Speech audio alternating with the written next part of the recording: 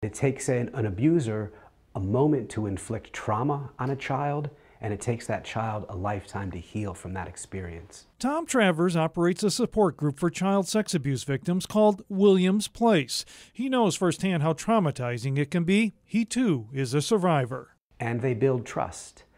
My grooming began after church. In the mid-1970s, Tom was a 9-year-old altar boy at Nativity Parish in Orchard Park when he said one of the priests took interest in him, even letting him drink wine. Give me the attention I needed as a child, and I loved him like a grandfather. Friendship soon turned to sexual acts and progressed to the point where Travers says he was raped. And so why is it so hard for us to come to terms with this?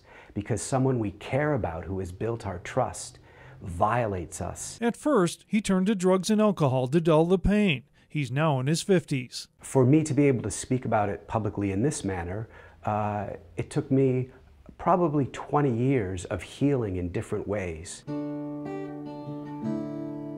Music, yoga, and helping others are now part of his healing process. It damages our nervous system, it rewires our brain, and it takes us time as adults to unravel that, to get back to the core of what has happened to us. He is now one of those strongly advocating for passage of the Child Victims Act to extend the time for victims to take legal action against their abuser. 85 to 90% of kids, I want to say, know the perpetrator of the abuse. Tom Travers' story is not unique, according to social worker Cassandra Merrill. Most kids don't disclose right after the abuse, and often it takes many years, if at all. Cannot believe the stories I've heard. I used to think my abuse was extreme, but it's not, and the trauma has the same effects. And groups like New York Loves Kids are now part of a massive mail-in campaign using postcards like these to try and convince the state Senate to pass the Child Victims Act. In Buffalo, Ed Riley, 7 Eyewitness News.